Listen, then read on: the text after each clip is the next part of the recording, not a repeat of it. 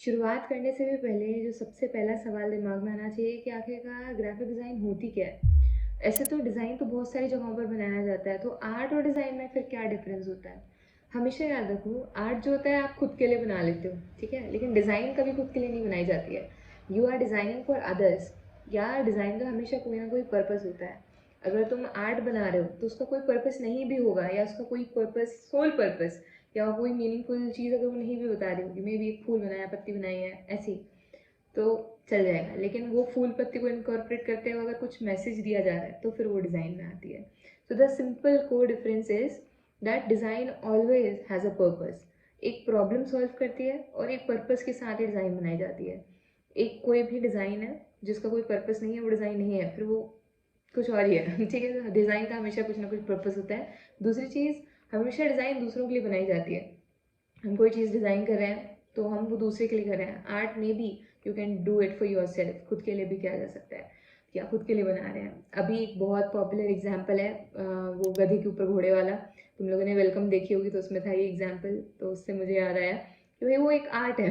ठीक है, गधे के ऊपर घोड़ा, घोड़े के ऊपर गधा, जो भी था वो, तो मजनू भाई, तो वो एक आर्ट हुआ। उसका कोई पर्पस नहीं भी है, लोग खरीद रहे हैं, वो अच्छा लग रहा है, जो भी चीज़ है, लेकिन डिज़ाइन का हमेशा कोई ना कोई एक सोल पर्पस होता है।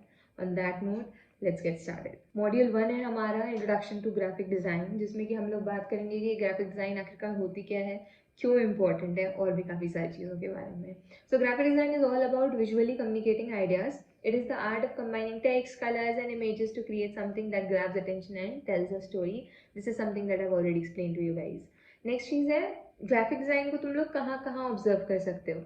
तुमने इंस्टाग्राम पोस्ट देखा अपना, वहाँ पर भी ग्राफिक डिज़ाइन है। तुम यहाँ पर कुछ भी चीज़ देखोगे तुम अपने अराउंड, तुम मैगी का पैकेट उठाते हो, उसकी पैकेजिंग देखते हो, उसके कलर्स देखते हो, उसके ऊपर टेक्स्ट देखते हो, टाइप सारा कुछ डिज़ाइनिंग है। तुम टाटा की गाड़ी चलाते हो, तुम्हारे पास नेक्सॉन है, लेट्स से तुम्हारे पास हैरियर है, तो उसका लोगो जो है वो भी ग्राफिक डिज़ाइन है। तो बहुत सारी डे टू डे लाइफ में तुम अपना देखते हो। Your homework is to type 10 examples that you see in your daily life जो कि आपको लगता है ग्राफिक डिज़ाइन है राइट नाउ। पॉज करो वीडियो और लिखो।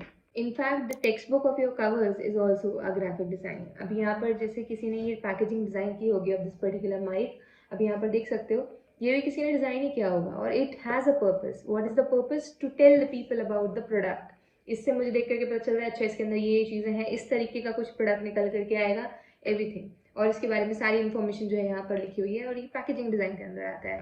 तो बहुत सारी ब्रांचेज होती हैं ग्राफिक डिज़ाइन की, जिसमें से एक ये है ग्राफिक डिज़ाइन के अंदर packaging design. So we will discuss about a lot of things upcoming में, अभी आने वाले टाइम में। लेकिन अभी हम लोगों ने समझ लिया कि हमारे आजू बाजू भी जो है बहुत सारी चीज़ें होती हैं जो कि ग्राफिक डिज़ाइन ही है। हमको बस उन्हें नोटिस करना है और लिखना है कमेंट्स में। नेक्स्ट, अगर तुम लोगों को ग्राफिक डिज़ाइन का ओरिजिन पता करना है तो अभी से नहीं है। हम लोग अब डिजिटल में आकर के एडोबी में डिज़ाइन करते हैं, कैनवा में डिज़ाइन करते हैं, फिग्मा में डिज़ाइन करते हैं, एफिनिटी में डिज़ाइन करते हैं, गिम्प में डिज़ाइन करते हैं, बट यहाँ पर स्टार्टिंग जब हुई थी हम लोग पत्थरों पर डिज़ाइन करते थे। उसका भी एक पर्पस था, ऐसे ही कुछ भी नहीं बना दिया है। टू टेल, टू कम्युनिकेट, कुल मिला करके। और graphic designing is a way to communicate. आप कैसे बात करते हो, एकदम कहना चाहिए विजुअली किसी भी चीज़ को आप बता पाओ कि भाई इसके अंदर माइक है। अगर मैं नहीं बता पा रही हूँ या मैं नहीं बोल रही हूँ तो मैं क्या करूँगी, उसको ड्रॉ करूँगी, ये माइक है और इसके अंदर ये है, इसके पार्ट्स ये हैं, तो एक पर्पस हुआ। हमने उसके थ्रू कम्युनिकेट किया, हमने उसके थ्रू बता दिया कि उसकी क्या चीज़ थी। ऐसे ही वही नहीं कुछ कर दिया है। तो ये जो चीज़ होती है ये ग्राफिक डिज़ाइन के अंदर आती है। अभी जो इसका ओरिजिन है तुम लोग यहाँ देख सकते हो, एक मैंने इमेज लगाई हुई है, यहाँ पर कुछ ना कुछ ड्रॉ करके दिखाया गया है, और यहाँ से ही जो है ओरिजिन स्टार्ट हुआ था। जो दुनिया की सबसे पहली ग्राफिक डिज़ाइन है वो 17,000 साल से भी पहले बन चुकी है, जहाँ पर हम सिम्बल्स का यूज़ करते थे टू टॉक, टू कम्युनिकेट। कुल मिला टॉक क्या, टू कम्युनिकेट, राइट। अभी ग्राफिक डिज़ाइन क्यों इम्पोर्टेंट है, वाई इज़ इट इम्पोर्टेंट, उससे पहले ये समझ लेते हैं कि एक अच्छी ग्राफिक डिज़ाइन और बुरी ग्राफिक डिज़ाइन कैसे होती है। तो यहाँ पर तुम देखोगे ये बुरे ग्राफिक डिज़ाइन से इसका मतलब है कि सब कचरा सा भर दिया है। ये भी है, इसका पर्पस है बेचारे गरीब का कुछ, कि भाई कोई एक फेस्ट हो रहा है उसके बारे में वो बताना चाहता है, बट वो क्या इफेक्टिवली बता पा रहा है? तो जवाब है नहीं। यहाँ पर ऊपर ये जो 3 बोर्ड्स हैं जो अक्सर हमारे कंप्यूटर में होते हैं वो भी लगाने की कोशिश की, but still it is not serving the purpose, it is not looking good. ठीक है, तो एस्थेटिकली भी प्लीजिंग होना चाहिए, पर्पस भी सर्व करना चाहिए, और समझ में आना चाहिए एक बार में देख करके कि क्या पर्पस है।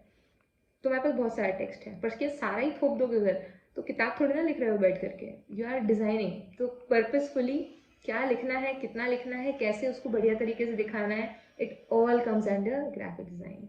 नाउ यहाँ पर तुम on the other hand, this is the country, कि अगर तुम यहाँ पर देखोगे तो काफ़ी ब्यूटीफुल तरीके से उन्होंने यहाँ पर लिखा हुआ है, अपने डिज़ाइंस को प्रेजेंट किया हुआ है। अगर इस पर्टिकुलर चीज़ के बारे में बताएं तो इसमें क्या क्या है, उसका क्या पर्पस है, उसका नाम क्या है, उसकी कंपनी क्या है, कंपनी का लोगो क्या है, सारी चीज़ें एक बार में जो है दिख रही है। प्लस एक डिस्क्लेमर भी है, तो नीचे पर डिस्क्लेमर दिया हुआ है तो वो भी अलग से दिख रहा है। मुझे एफर्ट लगाने की ज़रूरत नहीं है, अपने आप मेरी आईज जो है देख पा रही है, नाम से लेकर के प्रोडक्ट से लेकर के सारा कुछ। This is a good design, right. अभी बात करते हैं कि क्यों ग्राफिक डिज़ाइन इंपॉर्टेंट है। सबसे पहला, एज ए ब्रांड आपको इस्टेब्लिश होने में हेल्प करती है। दूसरे नंबर पे अटेंशन अगर आपको चाहिए है, इंगेजमेंट चाहिए तो उसके लिए हेल्प करती है। और तीसरा सबसे मोस्ट इम्पॉर्टेंट जो चीज़ है वो कम्युनिकेट करने में हेल्प करती है डिज़ाइन। अगर हमने एक जगह पर सिर्फ टेक्स्ट ही टेक्स्ट लिख दिया है, लेट्स से अगेन इसका एग्जाम्पल लेते हैं, यहाँ पर तुम देखोगे अगर यहाँ पर सारा कुछ टेक्स्ट ही टेक्स्ट लिख दिया होता और इतनी सारी अच्छे से कंपोजिशन नहीं बनाई जाती जिसमें कि टेक्स्ट भी है, कलर्स भी हैं, इमेजेस भी हैं, सारी कुछ चीज़ें हैं, तो इतना ज़्यादा समझ में नहीं आता या अच्छे से नहीं पढ़ पाते। पढ़ तो फिर भी पाते, अब पढ़ तो ये जो सारा पोस्टर था हम ये भी पढ़ ही पा रहे थे, ये वाला कि भाई क्या क्या लिखा है। बट जो एक ईज होती है, जो समझने का ग्रास्पिंग पावर होता है, वो सारी चीज़ों को ये कहीं ना कहीं इफेक्ट कर रहा है। ठीक है, I hope you are getting my point that why it is important, because it helps in communication, it helps you to get the attention that you want, engagement that you want also। अगर ये आज डिजिटेक का ये भाई box है तो क्योंकि इसका लोगो है, इसकी पर्टिकुलर ब्रांडिंग है, इसलिए मैं इसको पहचान पा रही हूँ कि हाँ ये इसका ही बॉक्स है यार, डिजिटेक कंपनी का है। और दूसरी चीज़ जो है मैगी का, अगर तुम देखोगे मैगी कल से पिंक कलर में आने लग जाए, आधे लोग तो उसको मैगी मानने से ही इनकार कर देंगे। क्यों? क्योंकि उसकी ब्रांडिंग कुछ इस प्रकार से हुई है, उसको अटेंशन उसको उस तरीके से मिला, उसकी एंगेजमेंट उस तरीके से होती है, लोग हम जो है उससे एंगेज करते हैं, कुल मिला करके उसको यूज़ करते हैं, तो हमें पता है भाई यही मैगी है। और दूसरी चीज़, मतलब येलो कलर ऐसा नहीं है कि बाकी सारी जगहों पर यूज़ नहीं हो रहा है, पर उसकी ब्रांडिंग ही कुछ इस तरीके से हुई है, उसको स्टैब्लिश ही कुछ इस तरीके से किया गया है। और इसी तरीके से ग्राफिक डिज़ाइन सारी जगहों पर आपको अटेंशन जब चाहिए होता है उसमें आपको हेल्प करती है। और right, a lot we have talked about it, now let's move forward। तो graphic design is problem solving, simple से शब्दों में, कि एक किसी भी पर्टिकुलर प्रॉब्लम को जो है वो सॉल्व करती है।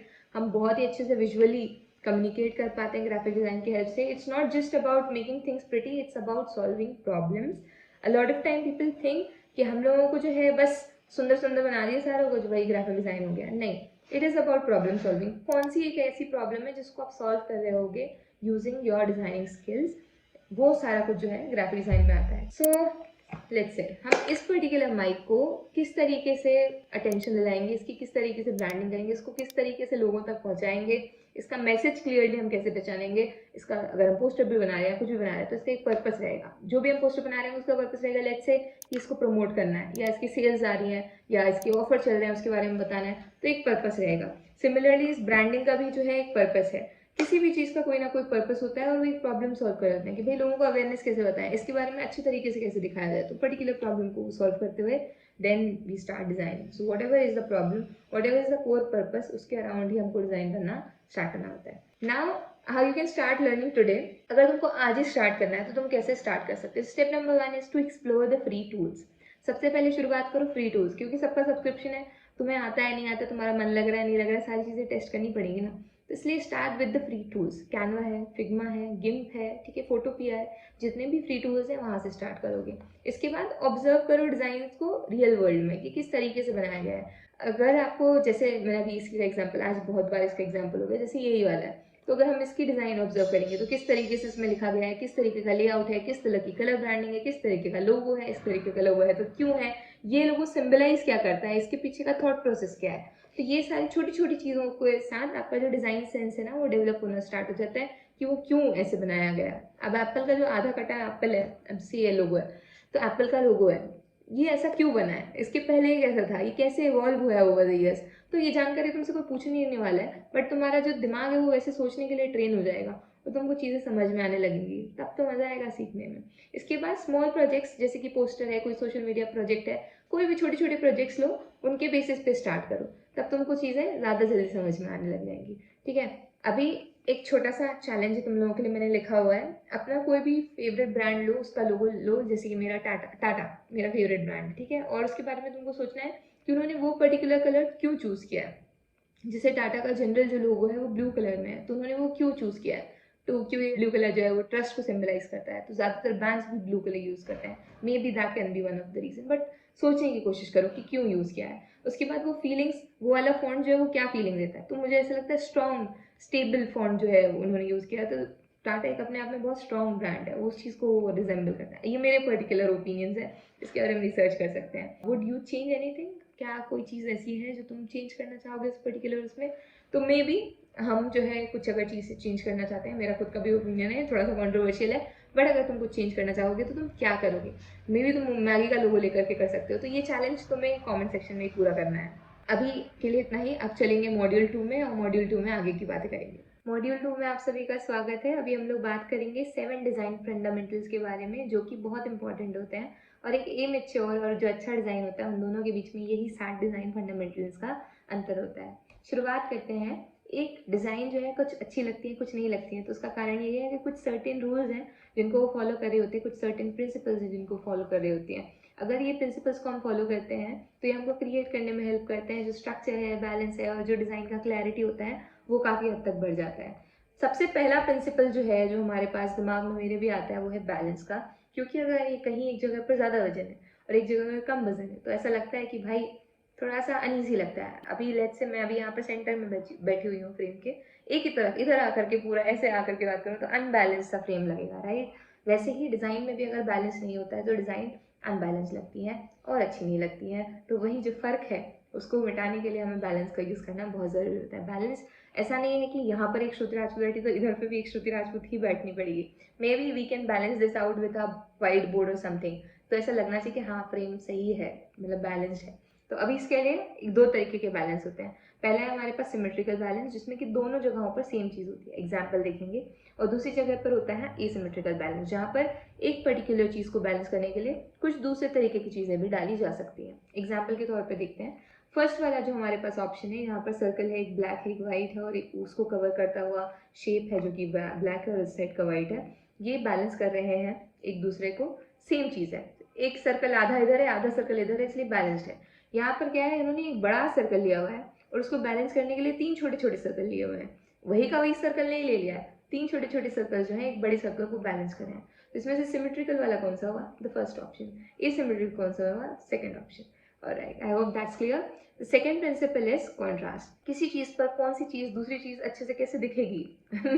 बहुत ही सरल भाषा में बोला जाए तो अगर एक चीज़ है, इसके ऊपर एकदम स्किन कलर का ही मैं कुछ रख दूंगी मेरे हाथ के ऊपर, तो उसकी दिखने की प्रोबेबिलिटी इज़ वेरी लेस, वो नहीं दिखेगा, हमको नहीं समझ में आएगा। वैसे ही अगर हम कुछ पढ़ना भी चाहते हैं तो अगर वाइट बोर्ड में वाइट मार्कर से ही लिख रहे हो तो कैसे समझ में आएगा? तो वहीं पर जो है कॉन्ट्रास्ट जो है बहुत इंपॉर्टेंट रोल प्ले करता है। कई बार ऐसे होता है कि हम डिज़ाइन में कुछ अच्छे अच्छे पेस्टल कलर से हम डिज़ाइन बना दिए, but we are not able to see the text properly और द एलिमेंट्स प्रॉपर्ली। तो क्या सेंस बनता है डिज़ाइन का? और हम तो पहले से जानते हैं कि डिज़ाइन का जब तक कोई सेंस बनता नहीं है तो डिज़ाइन होती ही नहीं है।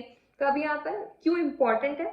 सबसे इंपॉर्टेंट इसलिए है क्योंकि it helps the viewer to focus on the key elements. अगर कॉन्ट्रास्ट एकदम खतरनाक है, फिर से हम वही सारा एग्जाम्पल लेंगे। Why they have not used yellow colour, या यहाँ पर ऑरेंज कलर में क्यों नहीं लिख दिया, ये ब्लैक कलर क्यों यूज़ किया है? क्योंकि ब्लैक और व्हाइट जो है हाईएस्ट कॉन्ट्रास्ट जो है क्रिएट करते हैं। आप तो यहाँ पर देखोगे उन्होंने व्हाइट टेक्स्ट लिखा हुआ है, अगर ये येलो पे लिख देते तो कुछ ही नहीं समझ में आता मुझे, ऊपर से इतना छोटा टेक्स्ट है। तो उसकी रीडेबिलिटी बढ़ाने के लिए they have consciously use the black colour. Similarly contrast बढ़ाने के लिए, कम करने के लिए बहुत ज़्यादा चीज़ें का ध्यान रखना पड़ता है। कॉन्ट्रास्ट ऐसा नहीं है, एक बहुत इनर इन्फॉर्मेशन मैं देती हूँ, कॉन्ट्रास्ट सिर्फ कलर्स के माध्यम से नहीं क्रिएट किया जाता है, कॉन्ट्रास्ट कई बार शेप्स की हेल्प से भी क्रिएट किया जाता है। एक जगह पर पूरे डिज़ाइन में सर्कल्स ही सर्कल्स हैं और एकदम से एक ट्राइंगल आ जाए तो वो कॉन्ट्रास्ट है। क्यों? क्योंकि पूरे सर्कल्स में से तुम्हारा ध्यान सिर्फ कहाँ पर जाएगा? उस ट्राइंगल पे जाएगा, तो उसने अटेंशन जो है तुम्हारा ग्रैब किया। इसी तरीके से साइज के हेल्प से भी जो कॉन्ट्रास्ट क्रिएट किया जाता है, एकदम सारे एप्पल्स रखे हुए हैं, सारे बड़े बड़े एप्पल्स हैं, ठीक है, और एकदम से एक छोटू सा एप्पल आ जा रहा है, तो तुम जो है उस वाले पे कॉन्ट्रास्ट क्रिएट किया उस पर्टिकुलर छोटे से एप्पल ने, यानी कि एकदम से हट करके अलग से। अभी ऐसे ही हमारे कलर्स भी जब हम लेते हैं, सेम कलर्स लोगे, सेम चीज़ें लोगे, नहीं उतने अच्छे से विजिबिलिटी होती है, नई चीज़ें समझ में आती हैं। दूसरा इसलिए इंपॉर्टेंट है क्योंकि टेक्स्ट और विजुअल्स को ईजियर जो है रीड करने में ईजी कर देता है वो, अभी यही मैंने बताया, ठीक है। अगर यहाँ पर एक एग्जाम्पल भी लिया हुआ है, a black text on a white background is easy to read because of the strong contrast. हमेशा याद रखना ब्लैक और वाइट का हाईएस्ट कॉन्ट्रास्ट होता है। एक छोटा सा एग्जाम्पल और देती हूँ, मम्मी लोगों की साड़ियाँ देखी होगी तुमने, रेड और ग्रीन कलर की साड़ियाँ तो ऑलमोस्ट सब मम्मी लोगों के पास होती है। बहुत हाई कॉन्ट्रास्ट होता है, एकदम गजब का कलर कॉम्बिनेशन है, वो कॉम्प्लीमेंट्री कलर स्कीम के हिसाब से आता है, वो हम आगे बढ़ेंगे, लेकिन इस एग्जाम्पल को याद रखना, साड़ी वाले एग्जाम्पल को हम आगे कवर करेंगे, ठीक है। अभी यहाँ पर आ जाओगे तो कॉन्ट्रास्ट देखोगे, ब्लैक एंड व्हाइट जैसे कि मैंने कहा हाईएस्ट कॉन्ट्रास्ट जो है वो क्रिएट करता है, इसलिए हाईएस्ट रीडेबिलिटी होती है। तो हमको ब्लैक पे व्हाइट तो दिखेगा ही दिखेगा और व्हाइट पे ब्लैक तो दिखेगा ही दिखेगा। वैसे एक यहाँ पर एक कॉम्बिनेशन और है जो कि हम लेडी बग काइंड ऑफ लग रहा है, रेड और ब्लैक का, अगेन हाई कॉन्ट्रास्ट है।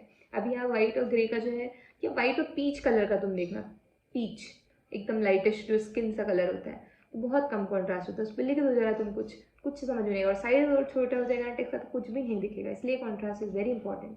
ठीक है, now let's move on to the third principle which is emphasis. Again this is one of my favourite principles. Emphasis का मतलब होता है to focus on a particular thing. अगर इधर पे मैं बैठी हुई हूँ, यहाँ पर सबसे बड़ा एम्फेसिस का पॉइंट कौन है? मैं हूँ। मैं दिख रही हूँ, मैं बोल रही हूँ, मैं मूवमेंट कर रही हूँ, और पूरे इतनी सारी चीजें इस फ्रेम में, but still the important one और जिसपे तुम्हारा सबसे ज्यादा फोकस जा रहा है अभी इस समय, वो मैं। तो यहाँ पर एम्फेसिस कौन क्रिएट कर रहा है इस पर्टिकुलर फ्रेम में? मैं क्रिएट कर रही हूँ। सिमिलरली एक पर्टिकुलर डिजाइन में अगर आपको जिस चीज पे एम्फेसिस देना हो, अगेन हम एक कोई एग्जांपल लेते हैं, बहुत हो गया वो ये वाला एग्जांपल, बट इसी को लेते हैं, छोड़ो। तो यहाँ पर सबसे पहले एम्फेसिस यानी सबसे पहला ध्यान तुम्हारा किस चीज पे जा रहा है? इस प्रोडक्ट के ऊपर जा रहा होगा, इस इमेज के ऊपर जा रहा होगा, और यही कहीं ना कहीं इस चीज का पर्पस भी था, क्योंकि ये पूरी चीज जो है पैकेजिंग बनाई इस प्रोडक्ट के बारे में गई है कि भाई तुम देखो, अगर तुम ऑफलाइन देख रहे हो तो तुमको जमे यार ये अच्छा सा दिख रहा है, दिखते हैं, खोल के तुम देखोगे, ट्राई करोगे, टेस्ट करोगे, और तुम्हें अच्छा लगेगा तुम ले लोगे।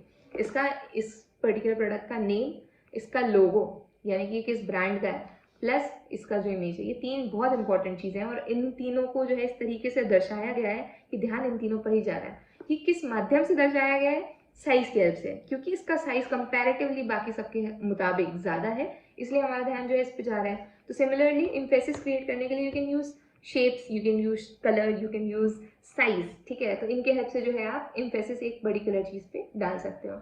How to create emphasis? Use bold colours. इसके अलावा फॉन्ट साइज इंक्रीज कर दोगे इंपॉर्टेंट टेक्स्ट का। इसके अलावा की एलिमेंट्स जो है उनको सेंटर में या ब्राइट कलर में प्लेस करो। यहाँ पे सेंटर में नहीं था, साइड में था, बट बड़ा बड़ा था। ठीक है, ऑलराइट, नेक्स्ट हमारे यहाँ पर देखोगे एम्फेसिस कैसे क्रिएट किया जा रहा है। शेप के हेल्प से तुम सोच रहे हो ना कैसे करते हैं। ध्यान इतने सारे स्क्वायर्स हैं, एक ही जगह पर ध्यान जा रहा है, वो रेड बोल्ड कलर में जो हमारा सर्कल है उधर पे, और दूसरी जगहों पर यहाँ पर देखोगे ये, तो तुम्हारा ध्यान कहाँ पर जा रहा है? ये वाले सर्कल पे जा रहा है। तो ये एम्फेसिस है। कुल मिला करके सारी चीजें सिमिलर थी, बट स्टिल तुम्हारा ध्यान जो अलग था, जो थोड़ा सा इधर पे था, उस पर क्रिएट उन्होंने किया। किसकी हेल्प से? कलर्स की हेल्प से, शेप्स की हेल्प से। अगर यहाँ पर पूरे इसमें ऊपर डिजाइन बड़ा बड़ा मैं लिख देती ना टेक्स्ट से, तो तुम्हारा ध्यान उधर पे पहले जाता, क्योंकि हमने साइज के हेल्प से उस पर्टिकुलर चीज पे एम्फेसिस क्रिएट करने की कोशिश की है। Now the fourth element which is very important again is alignment. यहाँ पर तुम देखोगे सारी चीजें इस तरफ राइट लेफ्ट तरफ है, लेफ्ट अलाइंड है, सेंटर अलाइन भी हो सकती थी, और इधर साइड पे राइट अलाइन भी हो सकती थी। लेकिन अलाइनमेंट क्यों इंपॉर्टेंट होता है? क्योंकि हम जब पढ़ रहे होते हैं ना चीजें, और अगर कुछ अटपटा सा दिख जाए तो फिर चीजें अनऑर्गेनाइज लगती है, डिजाइन अनऑर्गेनाइज लगती है। एक पूरा लाइन रूलर्स की हेल्प क्यों ली जाती है, ग्रिड्स की हेल्प क्यों ली जाती है? इसलिए ली जाती है कि आपका अलाइनमेंट जो है वो परफेक्ट हो। यहाँ पर देखोगे alignment keeps elements organised and makes a design look professional. That's why alignment is very important. अभी अलाइनमेंट के 3 टाइप तो मैंने तुमको बता दिए हैं। इसके अलावा ग्रिड लेआउट जो है हम यूज करते हैं फॉर बेटर स्ट्रक्चर। मैं सब वैसे ही बता दिया, मैंने क्यों लिखा हुआ है मैं तो खुद ही सोच रही हूँ। यहाँ पर तुम देख सकते हो मैंने अलाइनमेंट को जस्टिफाई करने के लिए एक बढ़िया सा यहाँ पर एग्जाम्पल लिया हुआ है। This is centre align, this is right align, left align, और ये जो है सेंटर अलाइन है। तो इस तरीके से सारी चीजों को यहाँ पर अलाइन करके दिखाया गया है। जो जनरली हम अलाइनमेंट देखते हैं वो होता है लेफ्ट अलाइनमेंट, क्योंकि हमारी आदत है टेक्स्ट का वहां से हम पढ़ना स्टार्ट करते हैं, बट कई कंट्रीज में ऐसे राइट तरफ से पढ़ना स्टार्ट करते हैं, तो उनकी जो बुक का अलाइनमेंट होता होगा टेक्स्ट का, वो इस तरफ से होता होगा। प्लस ये सिर्फ टेक्स्ट के बारे में बात नहीं हो रही है, इसके अलावा भी जो लाइन्स होती है, बाकी सारी चीज़ होती है, उनका अलाइनमेंट कैसा है, वो सारी चीज़ों के लिए भी काफ़ी ज़्यादा इंपॉर्टेंट होता है। Now the fifth principle is repetition. कभी भी एक डिज़ाइन में हार्मनी बनाने के लिए, या वो डिज़ाइन एक ही चीज़ से रिलेटेड है, ऐसा नहीं लगना चाहिए कि कुछ अलग एलिमेंट भग रहे हैं, कुछ अलग एलिमेंट भग रहे हैं। एक कॉम्पोजिशन बनाने के लिए रिपीटेशन इज वेरी इंपॉर्टेंट। जैसे इस पूरे पर्टिकुलर पैकेजिंग में उन्होंने कलर्स को रिपीट किया है, इसलिए रिपीट किया है, प्रिंसिपल है ऑब्वियसली, तब तो अच्छा लग रहा है ना देखने में। तो कलर्स को रिपीट किया है, फॉन्ट्स को रिपीट किया है, एक तरीके का जो फॉन्ट है वही जो है उन्होंने पूरे में यूज किया है। ठीक है, अभी फॉन्ट्स को जो है रिपीटिंग हम अभी एक बार सुनो। रिपीटिंग फॉन्ट्स, कलर्स और design elements through out a project makes it look consistent. अभी हमने कोई भी एक चीज, जैसे यहाँ पर भी मैंने एग्जाम्पल दिया, कलर्स को, फॉन्ट्स को, सारी चीज़ों को रिपीट करते हुए हम कंसिस्टेंसी को मेंटेन कर सकते हैं, इसलिए रिपीटेशन का प्रिंसिपल काफ़ी ज़्यादा इंपॉर्टेंट है। अगर तुम रिपीटेशन का प्रिंसिपल अकेला भी फॉलो करोगे ना, तो डिज़ाइन का काफ़ी हद तक तुम्हारी बेटर लगने लग जाएगी। क्यों इंपॉर्टेंट है? क्योंकि एक strong brand identity build help करती है। अगेन मैंने वही सारा एग्जाम्पल बार बार यही बॉक्स, आज तो डिजिटेक का प्रमोशन ही हो गया। तो ये दूसरी चीज़ क्या है, it makes design feel structured and professional, that's why we are using design principles. इसका एग्जाम्पल एक हम ले सकते हैं, अब ब्रांड सोशल मीडिया पोस्ट, कोई भी ब्रांड उठाओ, लेट्स से सोल स्टोर उठाते हो तो सिमिलर फॉन्ट्स होते हैं उनके, एक ब्रांड किट होता है उनका, उसी को वो फॉलो करते हैं रिपीटेटिव तरीके से। क्यों? क्योंकि एक ब्रांड आइडेंटिटी बनाने की कोशिश की जा रही है। हर बार अलग अलग चौथा ही कलर लेकर के आ जाओगे तो इंसान रिलेट नहीं करेगा, जैसे कि मैंने बताया था मैगी का पिंक कलर नहीं चलता। ऑलराइट, तो अभी यहाँ पर भी देखोगे यहाँ रिपीटेशन किया गया है कलर्स का, फॉन्ट्स का, सारी चीज़ों का। एलिमेंट्स का और रिपीटेशन कर देते तो और ज़्यादा यूनिफॉर्मिटी लगती, but still they have tried their best I guess. And यहाँ पर जो हमने कलर्स का रिपीटेशन करते हुए एक पैटर्न बनाने की कोशिश की है, so I hope this particular principle repetition is clear now. Now let's move on. The principle number 6 is proximity. Proximity का आसान शब्दों में मतलब है जो चीज़ें एक दूसरे से रिलेट करती हैं, जो चीज़ें एक दूसरे से रिलेटेड हैं उनको साथ में रख दो। लेट्स से अभी ये सारे कलर पेन्स हैं, ठीक है, और इनको मैंने इस कप में रखा हुआ है, तो जितने भी कलर स्केच पेन्स हैं ये सारे एक दूसरे से रिलेटेड थे, हम साथ में यूज़ करते हैं, तो we have put them all together. अभी इनको अगर मैं पेंसिल कलर्स के साथ या बाकी किसी और कलर्स के साथ मिक्स करके रख दूंगी तो वो जो है सेंस नहीं बनाता है, दिक्कत जाएगी यूज़ करने में, राइट। तो ये एक छोटा सा एग्जाम्पल था, बहुत सारी चीज़ें हैं प्रॉक्सिमिटी के अंदर। एक छोटा सा और एग्जाम्पल देती हूँ, जैसे कि तुम लोग रेस्टोरेंट गए हो, मेन्यू देखते हो, तो मेन्यू में पनीर टिक्का मसाला लिखा हुआ है, उसके आगे उसका प्राइस लिखा हुआ रहता है, राइट। अलग अलग क्यों नहीं लिख देते हैं कई बार भी? क्योंकि उस चीज़ का रिलेशन उस पर्टिकुलर चीज़ से है, तो आसपास रहेंगे तभी सेंस बनाएंगे। एक जगह पर प्राइस लिखे हुए हैं और एक जगह पर नाम लिखे हुए हैं तो नहीं चलेगा, तो वहाँ पर प्रॉक्सिमिटी का प्रिंसिपल जो है फॉलो होता है। अब यहाँ पर देखोगे proximity means placing related element close to each other, that's it. ये कैसे हेल्प करता है? रीडेबिलिटी को इम्प्रूव कर देता है। सिमिलर कंटेंट को जो है अगर हम साथ में रखते हैं तो अंडरस्टैंडिंग का जो फैक्टर होता है वो ज़्यादा बेटर हो जाता है। एक और एग्जांपल उन्होंने दिया हुआ है, contact details on a website should be group together instead of spread. अभी ये वाला जो एग्जांपल है, तुम लोग कभी भी जब ईमेल लिस्ट के लिए साइन अप करते हो तो नाम लिखा आता है, फिर उसमें नीचे ही जस्ट नीचे तुम्हारा ईमेल के लिए पूछा जाता है, तो वो सारी चीज़ें एक साथ लिखी जाती है ताकि पता चले भाई ये एक ही उसमें है, ये नहीं कि किसी ने तुम्हारा नाम पूछ लिया, नीचे जगह पर ईमेल लिखवा रहे हैं, इस जगह पे फ़ोन नंबर लिखवा रहे हैं। सारी जगहों पर जहाँ कॉन्टैक्ट इन्फॉर्मेशन तुम्हारी स्टोर की जा रही है वो सारी की सारी एक ही जगह पर होती है। और राइट, यहाँ पर अभी प्रॉक्सिमिटी के लिए एक छोटा सा एग्जाम्पल है। अगर सारी जगहों को, अगर इन सर्कल्स को देखोगे, अगर इस तरीके से इनको प्लेस किया गया है तो ये किस चीज़ को दर्शाते हैं? यूनाइट। अगर इनमें हम इनको ऐसे बिखरा देंगे तो वो फ्रेगमेंट, मतलब दूर दूर हो गए, बिखरे हुए हैं। अगर हमने इनको ऑर्डर में जमाया हुआ है तो ये ऑर्डर है, अगर अलग अलग जमा दिया तो क्योज।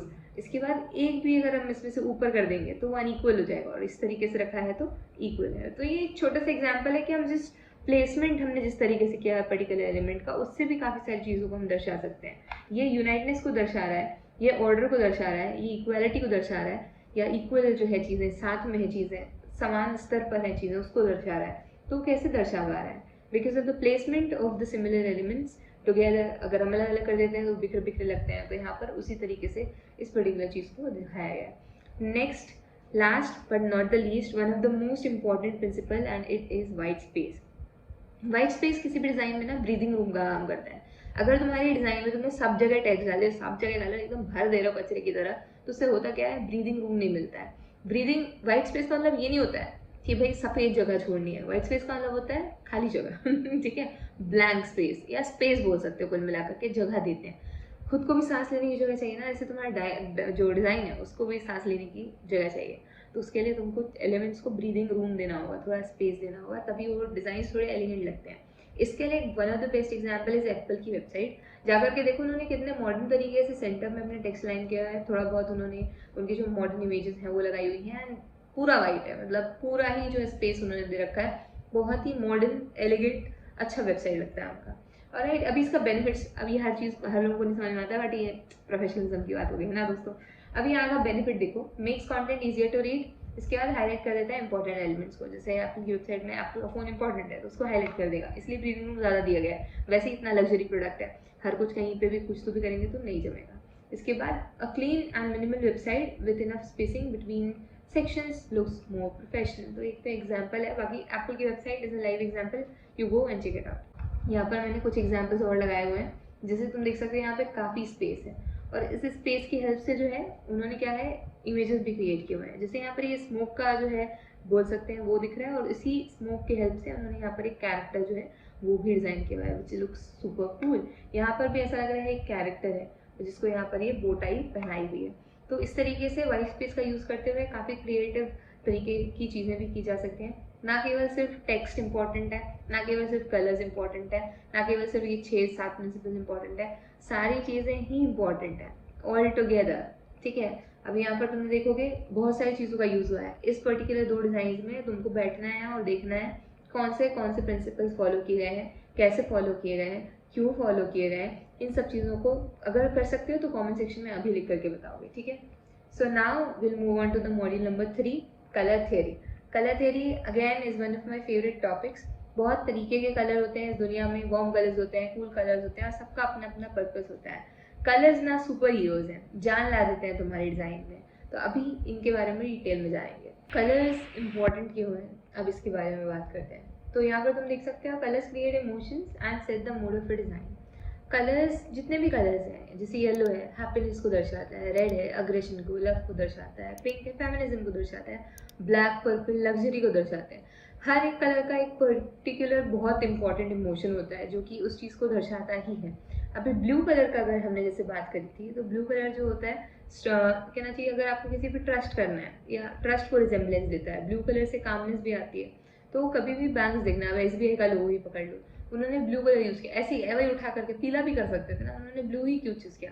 ब्लू कलर जो है एक सेंस देता है किस चीज़ का, स्टेबिलिटी का, ट्रस्ट का। तो कोई भी बैंक क्या चाहेगा कि वही लोग हम पे ट्रस्ट करें, उनको लगे कि भाई हम जो है एक अच्छा माध्यम है उनके पैसों को रखने के लिए। तो इसलिए ब्लू कलर उन्होंने यूज़ किया। तो इन ऑल एंड ऑल हर एक पर्टिकुलर कलर का कोई ना कोई इमोशन होता है और वो एक मूड सेट करता है। हैप्पी भी मूड सेट कर सकता है, इमोशनल भी मूड सेट कर सकता है, किसी भी तरीके का मूड जो है वो सेट कर सकता है। जैसे हॉरर मूवीज़ देखूंगी, हॉरर मूवीज़ अभी उनकी किसी की वार्म टोन नहीं होती है कि येलो से कलर में सबका चल रहा है। कभी भी देखना ग्रीनिश, थोड़ा सा ग्रीनिश कलर का या डार्क उसका, क्यों उजाले में बनाओ ना हॉरर मूवी, क्योंकि वो वाला मूड ही नहीं वो करेगा। समझ में आया। अभी नेक्स्ट पार्ट है कि दे communicate messages without using words. Obviously yellow colour happiness दर्शाता है, बोल नहीं रहा है वो पर दर्शा रहा है। इसके अलावा choosing the right colours make design more effective and engaging. एक एग्जाम्पल लेते हैं, एक हमने किंडरगार्टन की बुक डिज़ाइन करी है, उसमें हम लोगों ने लेट्स से ब्लैक कलर का जो है कवर रखा है, ब्लैक ग्रे वाइट, एकदम ही लग्जरी सा कवर बना दिया है, but that won't appeal to kids right. उसमें हमें येलो कलर, ठीक है, ऑरेंज कलर, थोड़े से वाइब्रेंट कलर्स जो किड्स को अट्रैक्ट करें और जिनकी वाइब भी हैप्पी हो, क्योंकि वो बच्चे हैं, उनको खुश रहना है, तो उनको भी टेंशन नहीं है हमारे जैसे। तो इसलिए उस तरीके के कलर जो है सिलेक्ट किए जाते हैं और उस तरीके का माहौल सेट करते हैं। समझ गए। नेक्स्ट चीज़ है कलर व्हील के बारे में बात करेंगे। Colour wheel helps us to understand how colour relate to each other. अभी इसमें प्राइमरी, सेकेंडरी, टर्शरी कलर आते हैं। आसान भाषा में प्राइमरी कलर जो है वो है रेड, येलो, ब्लू। अभी इनसे मिलकर के ही बाकी के कलर्स बनेंगे जो कि सेकेंडरी कलर्स होंगे। और ये जो दोनों कलर्स है प्राइमरी सेकेंडरी, इनसे मिलकर के जो कलर्स बनते हैं वो टर्शरी होते हैं। कुल मिला के प्राइमरी खुद में, उसके बाद प्राइमरी से जो मिला करके, जैसे कि हमने मिलाया रेड और ब्लू को, तो जो कलर मिलेगा वो जो है सेकेंडरी कलर होगा। फिर हमने 2 कलर्स को और मिलाया प्राइमरी और सेकेंडरी वाले को, तो फिर हमें जो कलर मिलेगा वो टर्शरी कलर होगा। इसी तरीके से पूरा कलर व्हील जो है वो क्रिएट होता है। तो यहाँ पर देख सकते हो रेड, ब्लू, येलो जो है हमारे प्राइमरी कलर्स हैं। सेकेंडरी कलर्स जो है ऑरेंज, ग्रीन एंड पर्पल है। ये जो है 2 प्राइमरी कलर्स को मिलाकर के बने जाते हैं। और टर्शरी कलर जो है बनाए जाते हैं प्राइमरी और सेकेंडरी कलर्स को मिलाकर के, जैसे रेड, ऑरेंज, येलो, ग्रीन। ठीक है, now let's talk about colour harmony. बहुत सारे तरीके से कलर्स को यूज़ किया जाता है, बहुत सारे कलर स्कीम्स हैं जिनका अलग अलग तरीके से नाम दिया गया है। हम कोशिश करेंगे सबको डिटेल में समझने की। यहाँ पर complementary colours, analogous colour, monochromatic colours, triadic colours, सबके बारे में बताया हुआ है। हम प्रैक्टिकल तरीके से समझने की कोशिश करेंगे। Let's go. यहाँ पर देखो स्कीम है, सबसे पहले एक पे फोकस करना, उसको समझेंगे, फिर नेक्स्ट पे चलेंगे। मोनोक्रोमैटिक, इसमें ये जो ग्रे कर दिया है, बाकी सारे यहाँ पे कलर्स हैं, बट अभी वो एक पे फोकस करने के लिए। लेट्स से हमने एक कलर लिया है रेड, अब हमें इससे एक कलर स्कीम बनानी जो कि हम हमारे डिज़ाइन में यूज़ करेंगे। तो हमने क्या किया, उसके लाइटर टिंट्स ले लिए या शेड्स ले लिए, या उसी का जो है उसी सेम कलर के शेड्स और टिंट्स को मिला करके अगर हम एक कलर पैलेट बनाते हैं तो मोनोक्रोमैटिक कलर स्कीम में आती है। यहाँ पर हमने रेड का एग्जाम्पल लिया है, you can similarly choose yellow, green, white, फलाना ढिमकाना। एक इंपॉर्टेंट चीज़ आती है यहाँ पर, शेड्स और टिंट का कॉन्सेप्ट। कभी भी एक पर्टिकुलर ह्यू, जो मेन कलर होता है उसको ह्यू बोलते हैं, ठीक है। इसमें अगर हम व्हाइट मिलाते जाते हैं, क्वांटिटी बढ़ाते जाएंगे तो क्या होगा, लाइट होता जाएगा कलर ऑब्वियसली। तो ये जितनी भी चीज़ें निकल के आएंगी इनको क्या बोलेंगे, टिंट्स बोलेंगे। The lighter version of the colour after adding the white colour in the particular hue, तो क्या होगा, वो हमारे पास लाइट चीज़ें आती जाएंगी, वो जो होते हैं टिंट्स होते हैं। जब इसी पर्टिकुलर ह्यू में या कलर में हम लोग ब्लैक कलर ऐड करते जाते हैं तो डार्क होता जाएगा कलर, क्योंकि हम ब्लैक ऐड कर रहे हैं थोड़ा थोड़ा थोड़ा थोड़ा सा, तो वो शेड्स आते हैं।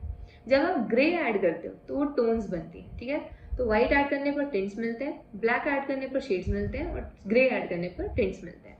तो इसी तरीके से हम जो मोनोक्रोमैटिक हमारी कलर स्कीम है, इसमें हमारे पास shades and tints of a particular colour होते हैं, जिसमें कि हमने यहाँ पर एग्जाम्पल लिया है रेड का। एनालॉगस कलर स्कीम क्या होती है, आपके जो मेन कलर आपने सिलेक्ट किया उसके आजू बाजू के जो कलर्स होते हैं उनसे आप जो एक कलर स्कीम बना सकते हो। लेट्स से यहाँ पर मैंने ऑरेंज सेलेक्ट किया है, ऑरेंज की जस्ट बाजू में कलर व्हील में जो कलर आ रहा होगा, उसके बाजू में जो कलर व्हील में कलर आ रहा होगा, वो 3 कलर्स हमने लाइन से ले लिए, 4 कलर्स ले लिए, तो एनालॉगस। एनालॉगस मतलब साथ साथ वाले, इकट्ठे कलर व्हील में कहीं पर भी इकट्ठे वाले, ठीक है। कॉम्प्लीमेंट्री का मतलब क्या होता है, आमने सामने वाले कलर्स। यहाँ पर जैसे हमने ग्रीन लिया है तो ग्रीन के जस्ट सामने या 90 डिग्री पे 180 डिग्री पे कौन सा कलर है, ये वाला कलर है पर्पल, तो हमने ये वाला जो है इन दोनों का कॉम्बिनेशन बनाया जाएगा। वो रेड और ग्रीन की जो मैंने साड़ी की बात की थी, रेड और ग्रीन कलर्स भी जो है कॉम्प्लीमेंट्री कलर्स होते हैं, यानी कि एकदम एक दूसरे के अपोजिट पे आते हैं। इसी कारण उनकी जो साड़ी है इतनी ही मतलब पॉपअप होकर अलग से दिखती है, खतरनाक कॉन्ट्रास्ट होता है। तो कॉम्प्लीमेंट्री कलर्स में हाई कॉन्ट्रास्ट बनता है, तो कभी भी अगर एकदम ऐसे हाई कॉन्ट्रास्टिंग चीजें दिखानी हो तो you can use complementary colour scheme.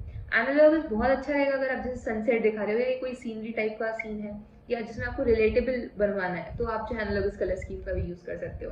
Monochromatic तो अपना खुद का सिंगल कलर वाइब है, तो वो बना सकते हो मिनिमलिस्टिक चीजों को रखने के लिए। स्प्लिट कॉम्प्लीमेंट्री क्या होता है, स्प्लिट कॉम्प्लीमेंट्री मतलब होता है, आसानी से समझो, ठीक है, जो एकदम सामने वाला है ना उसको ना लेकर के आजू और बाजू वाले कलर्स लेंगे। अब यहाँ पर देख लो, ये जो हमारा ऑरेंज है इसके जिस सामने जो कलर है, कलर था 90 डिग्री पर 180 डिग्री पर, उसको स्किप करके आजू और बाजू वाले हमने कलर्स लिए, वो स्प्लिट कॉम्प्लीमेंट्री होता है। Triadic is nothing but a triangle, तो यहाँ पर हमने सिंपली ट्राइंगल बनाया है और ट्राइंगल से जो हमारे पास कलर स्कीम आ रही है उसको ट्राइडेक कलर स्कीम बोला जाएगा। एंड टेट्राडेक इज सिंपल 4, ठीक है, स्क्वायर बनाया जाएगा इसमें। तो ये कुछ हमारी कलर स्कीम्स होती हैं जिनका यूज करते हुए हम कलर्स बना सकते हैं, हमारी कलर स्कीम डिसाइड कर सकते हैं, कलर हार्मनी है ये सारी की सारी, ठीक है। So I hope the purpose was to make these things clear, I hope it is clear. Adobe का एक क्लाउड होता है, अगर मैं उस वेबसाइट पे जाती हूँ उनको दिखाती हूँ।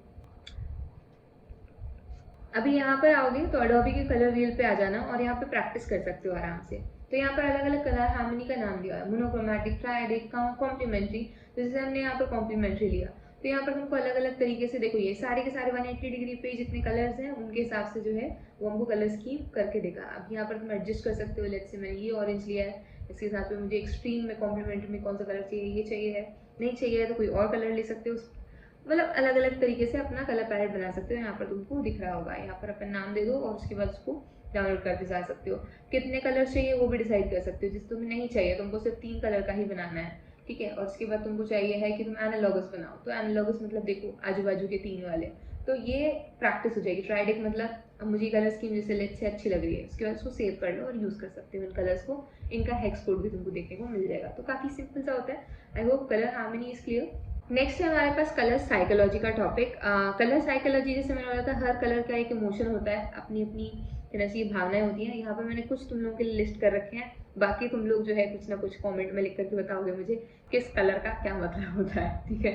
Okay, different colour create different feelings. So red का मतलब हो जाएगा एनर्जी, पैशन, अर्जेंसी, और भी कुछ सारे मीनिंग्स हो सकते हैं, you can let me know in the comment. Blue जैसे मैंने बताया था बैंक वाला example, trust, calmness, professionalism. Yellow happiness, warmth, attention, अलग थिंग्स। इनका यूज भी लिखा हुआ है, यूज केस कि भाई फूड फन ब्रांड्स के लिए, कॉर्पोरेट के लिए अक्सर यूज होता है, बैंक्स में जैसे मैंने बताया ब्लू यूज होता है। इसके अलावा सेल्स और अलर्ट्स में यूज होता है। अगर तुमने देखा होगा नेटफ्लिक्स का भी लोगो रेड है, इसका कारण है मतलब वो अट्रैक्ट करता है एकदम से, ठीक है। ग्रीन जो है ग्रोथ, नेचर, हेल्थ, वेलनेस वाली चीजों के लिए यूज होता है, इको फ्रेंडली प्रोडक्ट्स के लिए यूज होता है। ब्लैक जो है लग्जरी और पावर इन लोगों के लिए यूज होता है। तो जो प्रीमियम ब्रांड्स होते हैं अक्सर उनके लिए उनकी ब्रांड के कलर पैलेट में ब्लैक कलर होता ही होता है, कभी भी ध्यान देना। इसके अलावा के जो कलर्स हैं, let's say grey, pink, orange, orange colour से यूथ होता है, तुम लोगों को बताना है, ठीक है। तो do let me know in the comments कि कौन सा कलर क्या इमोशन को इवोक करता है और उसको तुमने जनरली कहाँ यूज होते हुए देखा है। अभी वार्म कलर्स और कूल कलर्स के बारे में जानते हैं। Warm colours energetic and attention grabbing होते हैं, जो हमारा रेड वाला साइड होता है वो वार्म कलर्स होता है, जो हमारा ग्रीनिश ब्लू वाला साइड होता है वो हमारे कूल कलर्स होते हैं। यहाँ पर ब्लू, ग्रीन, पर्पल ये सारे कलर्स आ जाते हैं। न्यूट्रल कलर्स कौन से होते हैं, ब्लैक, व्हाइट, ग्रे, ब्राउन। तो इन सबका कोई ना कोई एक इमोशन होता है अगेन। तो एनर्जेटिक एंड अटेंशन ग्रैबिंग होते हैं भाई, रेड, ऑरेंज, येलो। हमारे जो कूल कलर्स होते हैं थोड़े से कामिंग और प्रोफेशनल कलर्स होते हैं। और हमारा जो न्यूट्रल कलर है वो बैलेंस्ड होते हैं और डिज़ाइन में फ्लेक्सिबल तरीके से आप यूज़ कर सकते हैं। जैसे वाइट कहीं भी वार्म कलर्स के साथ भी यूज़ करो, कूल कलर्स के साथ भी यूज़ करो, किसी के साथ भी यूज़ करो, ब्लैक ब्लू वाइट कहीं भी, ठीक है, ग्रे वाइट ब्लैक कहीं पे भी यूज़ करो। ऑलराइट, तो यहाँ पर आप देख सकते हो ये हमारे कूल कलर्स का पैलेट है, ये वाला ग्रीन से लेकर के पर्पल तक का, and this one is our warm colour palette. तो यहाँ ये वार्म कलर्स कहलाते हैं, ये कूल कलर्स कहलाते हैं। अक्सर सनराइज के टाइम पे तुमको ये वाला कलर पैलेट देखने को मिलेगा। तो अब हमें हमारे डिज़ाइन के लिए अगर एक अच्छा कलर पैलेट चूज करना है या कलर चूज करना है तो हमें किन चीज़ों का दिमाग में ध्यान रखना होता है। Understand the purpose of design. सबसे पहले देखो कि उस डिज़ाइन का पर्पस क्या है, वो किस लिए बना जा रही है और उसके लिए कौन सा कलर बेस्ट हो सकता है, सोचते जाओ। दूसरा हमें देखना पड़ेगा कि कौन सा ऑडियंस और उनका कौन सा इमोशन हमें कैटर करना है। जैसे कि मैंने बताया था कि किड्स के लिए भाई ब्लैक कलर नहीं जम रहा है, येलो यूज़ करेंगे हम तो इस तरीके की चीज़ें, प्लेफुल कलर्स यूज़ करेंगे, एक दिमाग में माइंड में आता है, ठीक है। उसके बाद हमने अभी एडोबी कलर का यूज़ देखा है, कैनवा कलर पैलेट जनरेटर का, और भी बहुत सारे वेबसाइट्स हैं जैसे कि कलर हंट है, colorhunt.io, या कूलर्स करके एक वेबसाइट है। You can check out these websites. These will help you to generate really good color palettes. Okay, तो यहाँ पर कुछ एग्जाम्पल हैं खतरनाक से। मैकडोनल्ड का अगर तुम देखोगे उन्होंने रेड और येलो को यूज़ किया हुआ है एक्साइटमेंट और हंगर को दिखाने के लिए। फेसबुक ने यूज़ किया हुआ है, लिंक्डइन यूज़ किया हुआ है ब्लू कलर, क्योंकि फेसबुक जब जिस समय पे आया था उस समय सोशल मीडिया को उतना क्रेज था नहीं, तो उनको ट्रस्ट चाहिए था, दैट्स वाई उन्होंने जो है ब्लू कलर लिया। और लिंक्डइन ने क्यों लिया, क्योंकि वो ऑब्वियसली एक प्रोफेशनल प्लेटफॉर्म है जहाँ पर हायरिंग होती है, दुनिया जमाने की चीज़ें होती हैं, that's why they have used blue colour. इसके अलावा इको फ्रेंडली ब्रांड्स जो होते हैं जितने भी हैं तुम देखना वो ये ग्रीन कलर यूज़ करते हैं क्योंकि वो नेचर को, हेल्थ को, वेलनेस को, इन सब चीज़ों को दर्शाना चाहते हैं। तो these are some of the good examples. अभी तुम लोगों का होमवर्क ये है कि तुम लोगों को कुछ ब्रांड्स के एग्जाम्पल मुझे जो है कॉमेंट सेक्शन में लिख करके देना है। ऑलराइट, अभी कुछ कॉमन कलर मिस्टेक्स हैं जो एज अ बिगनर सभी लोग करते हैं। सबसे पहला, बहुत सारे कलर्स यूज़ कर लेते हैं तो डिज़ाइन जो है एकदम मैसी हो जाती है। दूसरा, लो कॉन्ट्रास्ट कलर्स यूज़ कर लेते हैं तो उसमें चीज़ें रीड करना मुश्किल हो जाता है। तीसरा, ब्रांड आइडेंटिटी और ऑडियंस के प्रेफरेंसेस को इग्नोर कर देते हैं। तो ये सारी चीज़ें जो हम ध्यान रखनी है और अवॉइड करनी है उनके बारे में हमने बात कर लिया। अब बात करेंगे मॉड्यूल 4 की। Module 4 is typography. हमारे फ़ॉन्ट्स के बारे में हम लोग बात कर रहे होंगे। तो सबसे पहले सवाल तो यही आता है कि टाइपोग्राफी होती क्या है। जिस तरीके से हम टेक्स्ट को अरेंज करते हैं उसी को टाइपोग्राफी कहते हैं। मे बी हम उसके साइज को, उसके स्टाइल को कस्टमाइज कर सकते हैं। Typography is the art of arranging the text in a way that makes it readable and visually appealing. अभी इसमें क्या क्या इंक्लूड होता है, फॉन्ट का स्टाइल इंक्लूड होता है, साइज इंक्लूड होती है, स्पेसिंग इंक्लूड होती है और अलाइनमेंट इंक्लूड होता है। एक इंपॉर्टेंट पॉइंट यहाँ पे मैं बताती हूँ, टाइपोग्राफी, टाइपफेस। टाइपोग्राफी के अंदर दो टर्म्स तुमने बहुत ज़्यादा सुने होंगे, पहला है टाइपफेस, दूसरा है फॉन्ट। इन दोनों में डिफरेंस क्या होता है, हम लोग जनरल वर्ड्स में जो है फॉन्ट वर्ड इतना ज़्यादा कॉमनली यूज़ करते हैं, बट पॉपिंस या मॉन्सेरेट ये सब एक फॉन्ट नहीं है, ये सारी एक टाइपफेस है। जैसे कि हमने बोला मॉन्सेरेट बोल्ड या मॉन्सेरेट थिक, ये जो है ना ये फॉन्ट है कि हम कितना फॉन्ट, मतलब यही हो गया थिकनेस के बेसिस पे हम लोग जो जज करते हैं उसे फॉन्ट कहा जाता है कि इसका फॉन्ट बढ़ा दो, यानी कि थिकनेस के बारे में बात कर रहे हैं हम, ठीक है। टाइप फेस जो होता है फॉन्ट चेंज कर दो नहीं होता है, टाइप फेस चेंज कर दो होता है। लेकिन क्योंकि हम लोग लेमन लैंग्वेज में इतना ज़्यादा यूज़ करते हैं तो हम लोग सब फॉन्ट ही बोलने लग रहे हैं, पर वो होता टाइप फेस है। जैसे पॉपिंस है, रोबोटो है, ठीक है, ये टाइम्स न्यू रोमन, ये सारे के सारे क्या है, टाइप फेसेस हैं। इसके बाद Roboto italic, Roboto bold, Roboto medium, Roboto regular, ये सारे क्या है, फॉन्ट है। So I hope that is clear. Good typography improves communication and enhances overall design. Importance क्या है टाइपोग्राफी के इस डिज़ाइन की दुनिया में, सबसे पहला क्लियर मैसेज देती है वो, दूसरा प्रोफेशनल और इजी टू रीड कर देती है चीज़ों को, ब्रांड आइडेंटिटी को क्रिएट करने में हेल्प करती है। एक एग्जांपल लेंगे कि अगर हमने बोल्ड फॉन्ट्स लिए हुए हैं, स्ट्रॉन्ग ब्रांड्स को देखना, बोल्ड फॉन्ट्स लिए हुए हैं, जैसे टाटा का मैंने उस दिन एग्जाम्पल दिया था, उस दिन मतलब अभी एग्जाम्पल दिया था। स्क्रिप्ट फॉन्ट है, जैसे गुची है, गुची है, तो गुची में तुम लोग देखोगे स्क्रिप्ट फॉन्ट जो है, लग्जरी शनैल है, तो ये सारे ब्रांड्स जो है इस तरीके के स्क्रिप्ट फॉन्ट यूज़ करते हैं, तो एक एलिगेंट उसको दर्शाता है। तो क्योंकि फॉन्ट के पास भी जैसे कलर्स के पास इमोशन है, वैसे ही फॉन्ट्स के पास या टाइप फेस के पास भी जो है एक इमोशन होता है। जिस तरीके के फॉन्ट हमने यूज़ किया है, लेट्स से जैसे ये है मग, इसके ऊपर उन्होंने स्क्रिप्ट फॉन्ट यूज़ किया हुआ है, तो थोड़ा सा वेलकमिंग काइंड ऑफ फील दे रहा है। यहाँ पे एकदम बड़े बड़े अक्षरों में लिख दिया होता तो ऐसे एम्पावरिंग टाइप का, जैसे जिम वाले जो कहना चाहिए शेकर्स आते हैं, तो उसमें इसकी डिज़ाइन थोड़ी सी बोल्ड, ऐसे मस्कुलिन टाइप की होती है, तो उसमें उस तरीके के फॉन्ट्स यूज़ किए जाते हैं। नाउ टाइप्स ऑफ फॉन्ट देखेंगे। सेरिफ का मतलब होता है जो ऐसे राउंडनेस होती है ना वो, और सैंस का मतलब होता है विदाउट, तो विदाउट वो, विदाउट कर्व, ठीक है, अभी समझते हैं। सेरिफ फॉन्ट क्या होते हैं, fonts with small decorative strokes at the end of the letters. इसका एग्जांपल ले सकते हैं टाइम्स न्यू रोमन, ये जनरली कहाँ यूज़ होते हैं, न्यूज़पेपर में, बुक में, फॉर्मल डिज़ाइंस में, जब हेडिंग वेडिंग हम यूज़ करते हैं सेरिफ फॉन्ट्स की तब, क्योंकि ये लग्जरी को थोड़ा सा एम्फेसिस देते हैं, थोड़ा सा स्टाइलिश लगते हैं। सैंस सेरिफ जो है कह सकते हैं इमोशनलेस काइंड ऑफ फॉन्ट होते हैं, ज़्यादातर डिस्क्रिप्शन में यूज़ किए जाते हैं। सेंस का मतलब होता है विदाउट सेरिफ यानी without that decorative stroke. Clean font होता है क्योंकि इनमें डेकोरेटिव स्ट्रोक नहीं होता तो पढ़ने में भी आसानी आती है, एकदम सिंपल से होते हैं। जैसे ये एग्जांपल में मैंने लिया हुआ है, एरियल लिया हुआ है, मॉन्ट सेरिफ लिया हुआ है यहाँ पर।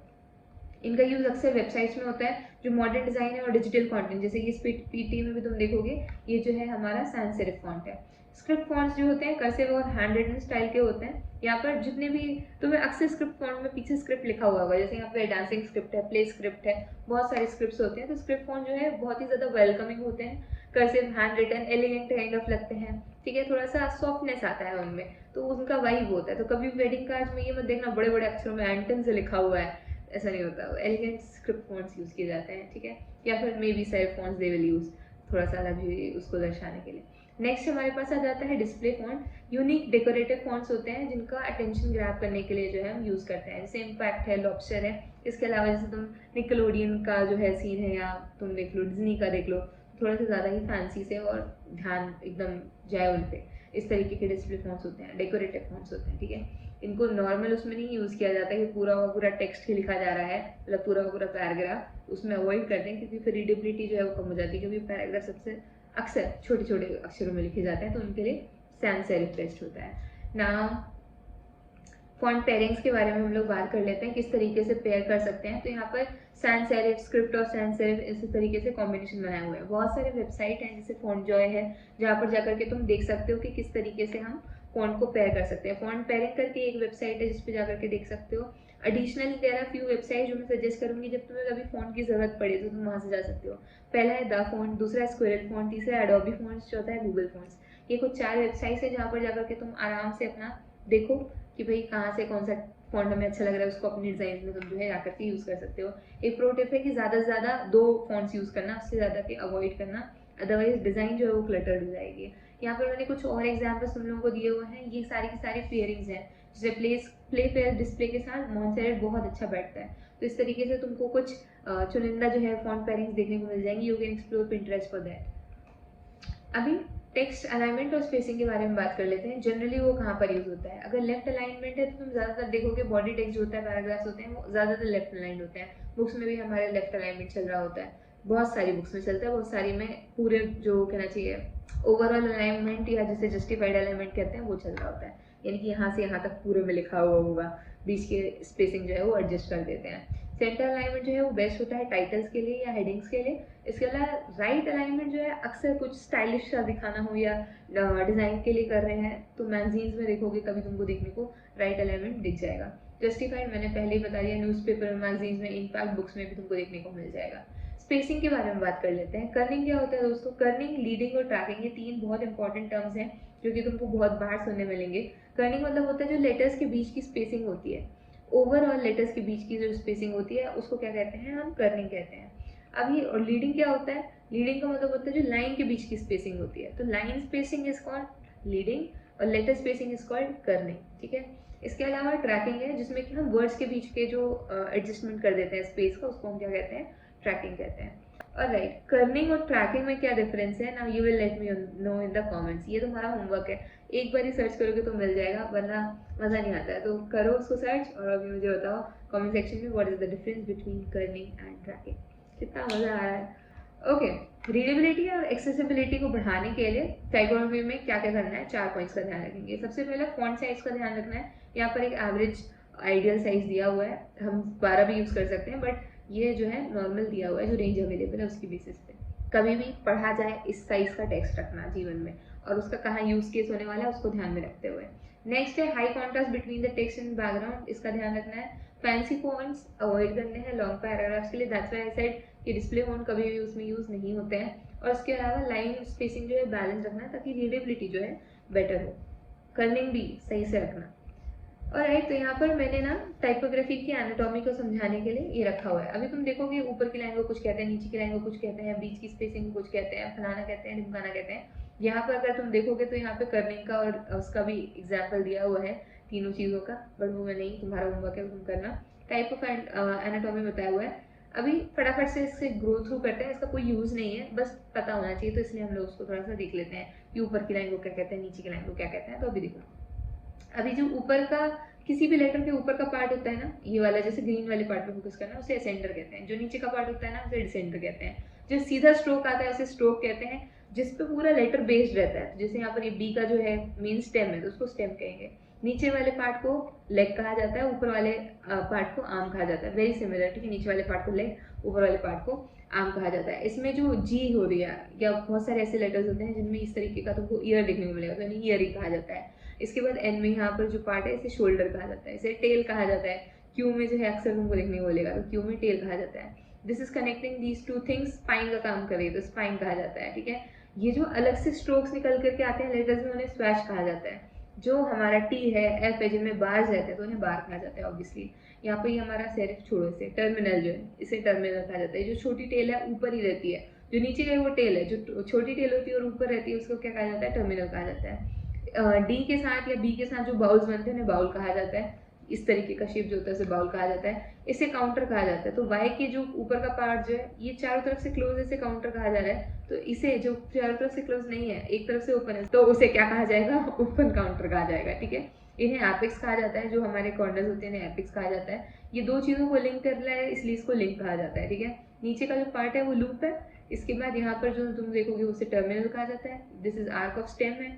अब ये स्टेम थी, जैसे यहाँ पर ये है तो ये स्टेम था, तो स्टेम के नीचे जो आर्क है तो स्टेम, आर्क ऑफ स्टेम कहा जाएगा, ठीक है। अगेन लिंक दोबारा से उन्होंने दे दिया। और दिस इज अगेन बार, बार ऊपर और नीचे वो बार ही होता है। तो दीज वर सम टाइपोग्राफी की कहना चाहिए शब्दावली जो हमने देख लिया है, जिसका कोई यूज केस नहीं होता है बट पता होना चाहिए, तो हमने देख लिया, ठीक है। कुछ अच्छे एग्जाम्पल्स अगर मैं टाइपोग्राफी की तुम लोग को देना चाहूँ तो गूगल पे और एप्पल के देखोगे तुम लोग, सिंपल सैंस सेरिफ फॉन्ट जो है वो लोग यूज करते हैं to display clean and modern look, okay.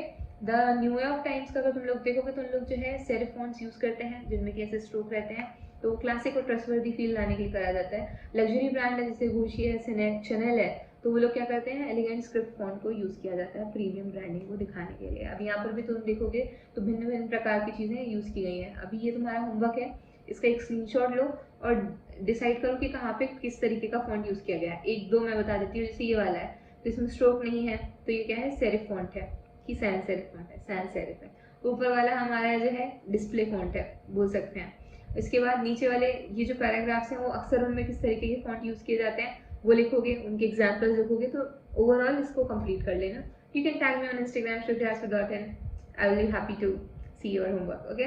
Common जो मिस्टेक्स होती है जो टाइपोग्राफी में हमको अवॉइड करनी चाहिए, ज़्यादा फॉन्ट्स नहीं यूज़ करने हैं, मैक्स टू मैक्स 2, ज़्यादा ही कभी जरूरत पड़ गई तो 3 के ऊपर तो जाना ही नहीं है। Choosing font that don't match the brands personality, कभी भी ऐसे चूज नहीं करने हैं फॉन्ट जो कि ब्रांड की पर्सनैलिटी को नहीं दर्शा रहे। अभी मैंने बताया ना कि सारे फॉन्ट्स का भी अपना फील होता है, अपना खुद का ही एक इमोशन होता है, तो इमोशन पकड़ के चलना है। ब्रांड किस तरीके का है, अभी एलिगेंट सा फॉन्ट डाल दोगे तुम जिम वाले ब्रांड के साथ तो जमेगा नहीं ना, तो वैसे नहीं करना है, ठीक है। Not living enough space between the lines and later, मतलब कि करने का ध्यान रखना है, ट्रैकिंग का ध्यान रखना है, इन सब चीज़ों का ध्यान रखना है। Using hard to read fonts for the body text, again वो डिस्प्ले फॉन्ट वाली चीज़ें सारी की सारी अवॉइड करनी है। Now let's cover module number 5। Module 5, let's talk about composition. कभी भी हम एक डिज़ाइन में किसी भी चीज़ को अरेंज कर रहे हो, भले ही वो टेक्स्ट हो, भले ही वो इमेजेस हो, भले ही वो हमारे शेप्स हो, पर वो एक सेंस बनाती हैं और ऐसे लगना चाहिए कि वो एक ही डिज़ाइन का पार्ट है, अलग अलग भगना नहीं चाहिए। कुल मिलाकर के सारी चीज़ें मिल कर के आती है और एक चीज़ बनाती है। जैसे जिग्सॉ पजल में क्या होता है, अलग अलग पीसेस होते हैं, हम बनाते हैं, फिर वो एक पूरा का पूरा पजल का पीस तैयार होकर के आता है, जो रिजल्ट होता है, जो कि बहुत ही सेटिस्फाइंग होता है। तो उसी तरीके से हम हमारे डिज़ाइन को जो है कंपोज कर रहे होंगे। इसके बारे में और जानने की कोशिश करते हैं। यहाँ पर इस वाले मॉड्यूल में हम लोग जो है लेआउट, कॉम्पोजिशन, इन सब के बारे में ही कवर करने की कोशिश करेंगे। Principles of a good composition, जैसे कि हम लोगों ने 7 प्रिंसिपल्स पढ़े थे, वही के वही प्रिंसिपल्स जो है गुड कॉम्पोजिशन के अंदर आने चाहिए, क्योंकि हम वही सारी चीज़ें यूज़ करेंगे तो ऑब्वियसली प्रिंसिपल्स भी सेम ही रहने वाले हैं। Balance, alignment, contrast, repetition and white space, these are the 5 core elements जो कि आपकी कॉम्पोजिशन को अच्छा बनाने में हेल्प करते हैं, जिनको हमने यहाँ पर इन एग्जाम्पल की हेल्प से भी समझने की कोशिश की है, जो कि मैंने लोग स्टार्टिंग में फर्स्ट, सेकंड, थर्ड मॉड्यूल्स में बताया हुआ है। एक डिज़ाइन का रूल होता है जिसको कहते हैं रूल्स ऑफ थर्ड। जैसे अभी मेरा फ्रेम है, इसको हम अगर 9 सेक्शंस में यानी कि 3 by 3 के ग्रिड में इस तरीके से डिवाइड करते हैं, तो यहाँ पर जो है फोकस पॉइंट बनते हैं कुछ, जैसे अगर हम यहाँ पर देखोगे तो जैसे हमने 3x3 के उसमें डिवाइड किया, तो ये कुछ फोकस पॉइंट होते हैं। ज़्यादातर फोटोग्राफी में भी ये कंसेप्ट यूज़ होता है। कभी भी कुछ इंपॉर्टेंट इन्फॉर्मेशन होती है ना, उन्हीं फोकस पॉइंट पर उनको रखा जाता है, क्योंकि सबसे पहले ध्यान उधर ही जाता है। अभी इसको समझने के लिए यहाँ पर भी लिखा है 41% of the viewers look here at first. तो अभी यहाँ पर सबसे पहले देखा जाएगा, फिर दूसरे नंबर पे यहाँ पर, फिर तीसरे पे यहाँ पर, और चौथे पे यहाँ पर। तो हम इस तरीके से कुछ चल रहे होंगे, ये वाला पैटर्न क्रिएट करेंगे, एक जेड काइंड ऑफ पैटर्न जो है क्रिएट कर रहे होंगे।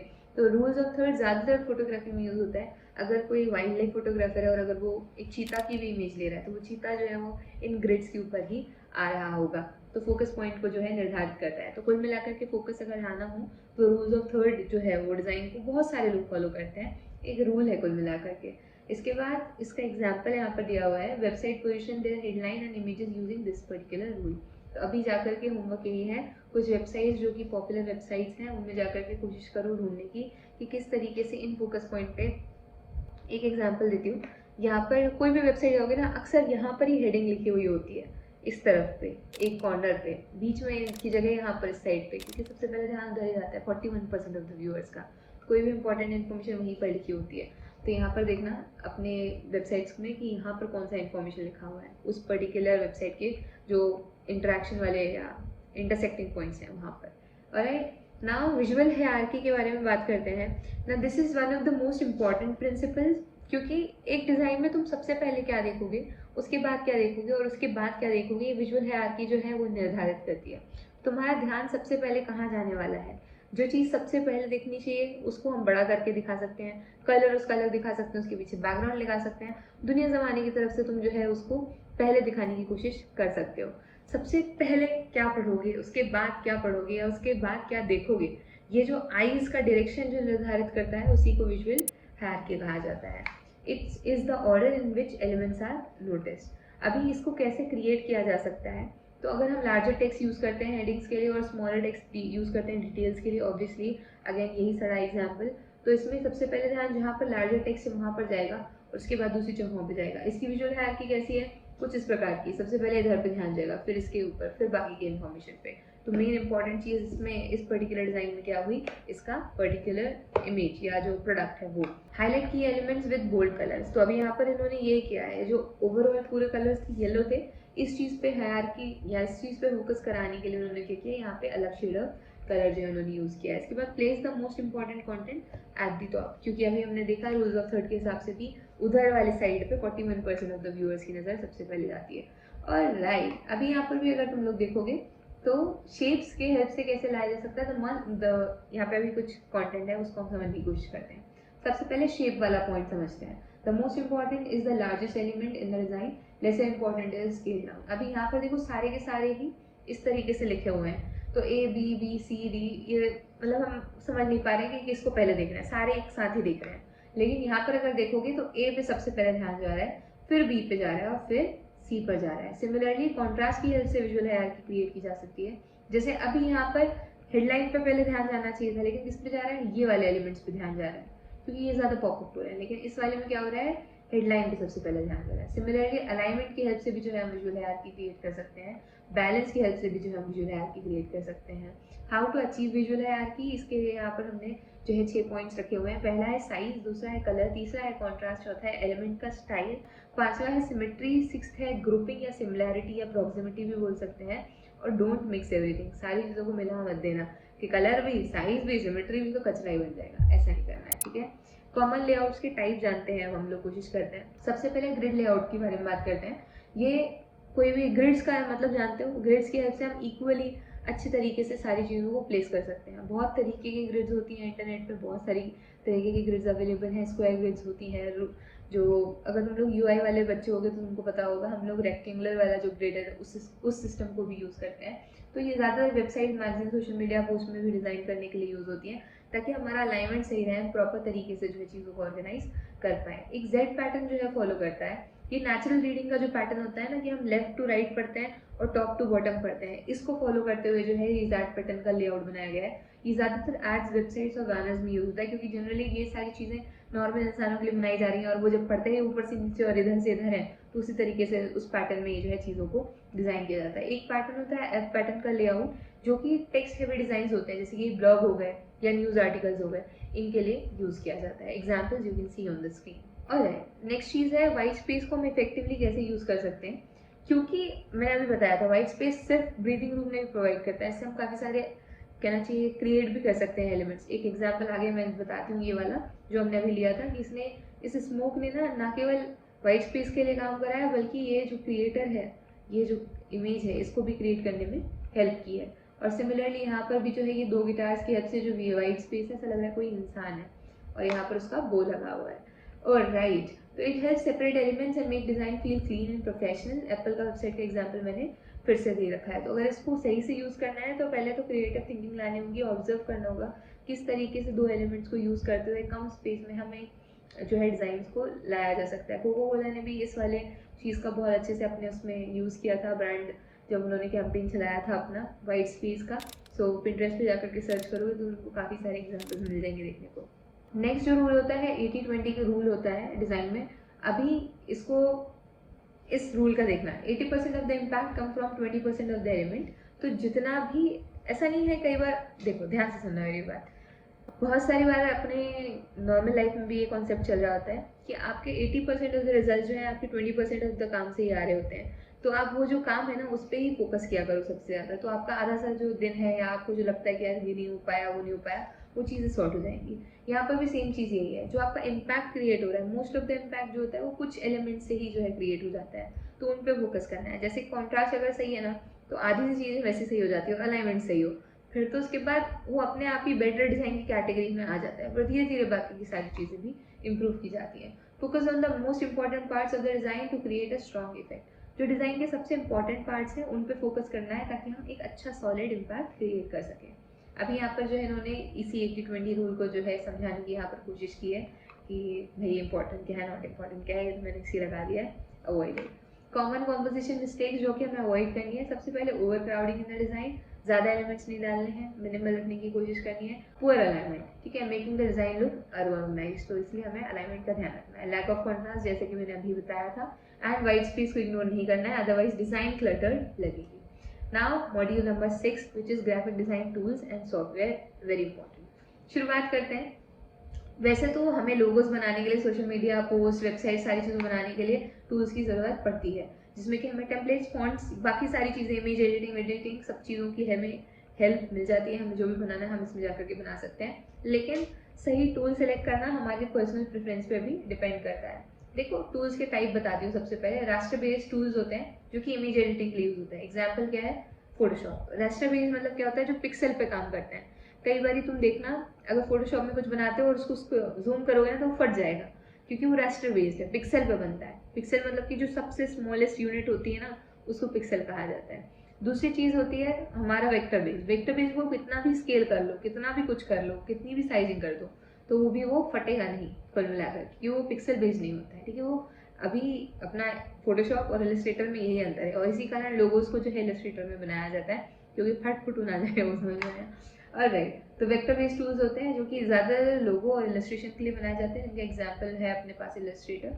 कुछ ऑनलाइन फ्री टूल्स हैं जो कि हम आराम से यूज़ कर सकते हैं, जिसमें कैनवा आता है, फोटोपिया आता है, जो कि बिगिनर्स के लिए ही बनाए गए हैं, और यूआई यूएक्स में फिग्मा, फ्रेमर, ये सारे टूल्स आते हैं। Now Photoshop, Canva, Figma UI के लिए ज़्यादा प्रेफर किया जाता है। कैनवा अगर आप बिगिनर फ्रेंडली तो आप उसको यूज़ करो, और एज अ बिगिनर तो कौन सा टूल अगर पहले सीखना चाहिए पूछोगे तो मैं बोलूँगी कि फोटोशॉप सीखना चाहिए। Alright, best tools for beginners में सबसे पहले है हमारा Canva. Drag and drop feature है, तुम्हें अगर सिर्फ एक्सप्लोर करना है चीज़ें तो काफ़ी सारी चीज़ें आसान हो जाएंगी। दूसरा है पिक्सेलर, अगेन एक फोटो एडिटर टूल है, तो समझ में आएगा कि कैसे किया जाए। गिम्प भी जो है एक ऑल्टरनेटिव है अच्छा सा फोटोशॉप का। और क्रेटा भी जो है आप यूज़ कर सकते हो इलस्ट्रेशन और डिजिटल डिज़ाइन के लिए। ये इनमें से बहुत सारे फ्री हैं, कैनवा भी इनफैक्ट फ्री है, मतलब सारे ही फ्री है, सबका प्रो वर्जन आता है, लेना चाहोगे तो ले सकते हो। गिम्प का नहीं आता, गिम्प फ्री है, टोटली फ्री है, ठीक है। तो यहाँ पर देख सकते हो क्रेटा, गिम्प, पिक्सेलर, कैनवा। यहाँ प्रोफेशनल ग्राफिक डिजाइनिंग टूल जो कि इंडस्ट्री रेलिवेंट है, उसमें आता है Photoshop, Illustrator, CorelDRAW you can use, और एफिनिटी डिज़ाइनर बहुत ज़्यादा अफोर्डेबल है कंपेयर टू फोटोशॉप और इलस्ट्रेटर। वन टाइम पेमेंट होता है, एक बार ही देकर के छुट्टी हमेशा के लिए तुम्हारा। And Affinity is like doing great in market. अगर इसका डिटेल ट्यूटोरियल चाहिए तो you can let me know in the comments. Alright, so ये हमारे सारे के लोगोज इसलिए दिखा रहे हैं कि भूल मत जाना, देख लेना, ठीक है, तो क्या ही भूलोगे। ऑलराइट, फिग्मा जो है हमारे, फिग्मा, एडोबी स्केच और फिग्मा, एडोबी एक्सडी और स्केच, हमारी ये तीन टूल्स जो है वो यूआई डिज़ाइन के टाइम पे काम आते हैं, और मीरो भी हम लोग यूज़ कर सकते हो फॉर वायर फ्रेम्स वगैरह। ऑलराइट, तो ये हमने उसके लिए ले लिया ना। अभी कौन से फीचर्स को हमको ध्यान रखना है जब हम हमारा डिज़ाइन टूल जो है सिलेक्ट कर रहे होते हैं। सबसे पहले कितना आसान है वो यूज़ करने के लिए, तुम्हारे काम के लिए। दूसरा, फाइल की कंपैटिबिलिटी है कि नहीं है। अगर तुमको सिर्फ पीएनजी में चाहिए तो फिर तो कोई बात ही नहीं है, लेकिन तुम्हें अगर उसकी एसवीजी फाइल भी चाहिए, पीएसडी फाइल भी चाहिए, एआई फाइल भी चाहिए, तो फिर तुमको दूसरे सॉफ्टवेयर उस हिसाब से सिलेक्ट करने पड़ेंगे, तुम्हारे क्लाइंट की क्या डिमांड है उसके हिसाब से जो है तुम्हें सिलेक्ट करने पड़ेंगे। कस्टमाइजेशन कितने अवेलेबल है कि नहीं है, हर टूल में उतनी ज़्यादा लिबर्टी नहीं होती, जैसे कैनवा में बहुत सारी चीज़ें आप नहीं कर पाते हो, तो उसके लिए फिर आपको दूसरे टूल्स पे स्विच करना पड़ता है। कोलैबोरेशन के फीचर्स है कि नहीं है, तो कैनवा में तो है, और भी जितने टूल्स हैं सब में ही है ऑलमोस्ट, फिग्मा में भी काफ़ी ज़्यादा कोलैबोरेशन का फीचर है। और दूसरी चीज़ ये है, last but not the least, price and affordability, क्योंकि आप बहुत समय तक उसको यूज़ करने वाले रहोगे अपनी ग्राफिक डिज़ाइन की करियर में, तो उसका प्राइस कैसा है, अफोर्डेबल है कि नहीं है, उन सारी चीज़ों को भी ध्यान रखना होता है। ऑलराइट, तो फ्री वर्सेस पेड टूल्स में से आप क्या चूज़ कर सकते हो। फ्री टूल्स में बेस्ट फॉर बिगिनर्स आएंगे Canva, GIMP, Pixlr. Paid tools में जो है best for professional, Photoshop, Illustrator, Corel Draw, Affinity as well. Start में टिप में ये दूंगी कि फ्री से स्टार्ट करो and then you can switch to अपने पेड वाले। तो ये अपने फ्री टूल्स हैं, पेड टूल्स हैं। Now common mistakes when choosing design software. सबसे पहला कॉमन मिस्टेक यही होता है कि using the wrong tool for the wrong job. अभी फोटोशॉप अगर तुम लोगो डिज़ाइन के लिए यूज़ कर रहे हो इलस्ट्रेटर की जगह, तो फिर दिक्कत पड़ जाएगी। फाइल की कंपैटिबिलिटी नहीं देखते हैं लोग बाग की फाइल कंपैटिबल है कि नहीं है, और उसके बाद लर्निंग रिसोर्सेज को भी इग्नोर कर देते हैं। सारे रिसोर्सेज, सारे टूल्स का अपना खुद का एक लर्निंग कर्व होता है, वैसे ही सीखना पड़ता है, कुछ भी करोगे तो फिर दिक्कत जाएगी, ठीक है। एक सबसे इम्पॉर्टेंट फैक्टर और होता है डिज़ाइन में, वो होता है कंसिस्टेंसी। तो अगर कभी भी कुछ भी बना रहे हो, तो अगर तुमने फॉन्ट्स लिए हुए हैं दो टाइप के, तो उसको through out the design consistent रखने की कोशिश करो, तभी वो लगेगा कि यार सेंस बनाएगा कुल मिला करके। तो अपने डिज़ाइन में कंसिस्टेंसी बहुत इंपॉर्टेंट होती है, चाहे वो कलर्स की हो, चाहे फॉन्ट्स की हो, चाहे शेप्स की हो, चाहे इमेज स्टाइल की हो, चाहे इलस्ट्रेशन स्टाइल्स की हो। 10 प्रकार के इलस्ट्रेशन, कई बार ऐसे होता है जो मेरे बच्चों को देखा है कि भाई इमेजेस भी यूज़ कर दी, उसके साथ इलस्ट्रेशन भी लगा दी, और उसके साथ कुछ और भी तरीके की चीज़ें जो है 3D मॉकअप्स भी लगा रहे हैं। तो भाई एक तरीके का स्टाइल पकड़ो। आइकन्स भी है ना, तो आइकन्स का भी स्टाइल होता है। अगर तुमने पूरे फिल वाले आइकन्स यूज़ किए, तो पूरे throughout the design fill वाले आइकन्स ही तुम यूज़ करोगे। और अगर तुमने एक बार सेरिफ फॉन्ट तुम्हारा चूज़ कर लिया है कि हम ये पर्टिकुलर सेरिफ फॉन्ट यूज़ करें, तो जितनी भी हेडिंग्स होंगी, जितने भी उसके अंदर पॉइंटर्स आएंगे, सब में वही यूज़ करो। पैराग्राफ पे सेम फॉन्ट यूज़ करो, सेम साइज़ यूज़ करो, 10 प्रकार का साइज़ मत यूज़ करो। फिक्स कर लो कि भाई इसके लिए इतना, उसके लिए उतना। मल्टीपल में यूज़ किया करो, 2 के, 4 के, 8 के मल्टीपल्स में यूज़ किया करो, तो सारी आसानी पड़ेगी कुल मिलाकर के। अपनी हेडिंग, सब हेडिंग जो है बना करके रख लिया करो कि भाई इसका 18 है तो इसका 6 होगा, तो इसका 15 होगा, जो भी, तो तुम उस हिसाब से डिसाइड करके और फिर काम करना स्टार्ट करना। सो आज के वीडियो में इतना ही था। I hope you loved the video. मैंने काफ़ी सारी मेहनत करके बनाया है, so make sure you drop a yellow star और a yellow heart in the comment section below, so that I know किसने अभी तक देखा है। एंड और कौन से अच्छे अच्छे कोर्सेज चाहिए हैं, do let me know in the comments, I will try to make them up for you guys. I see you next time, तब तक के लिए like share comment subscribe, bye bye.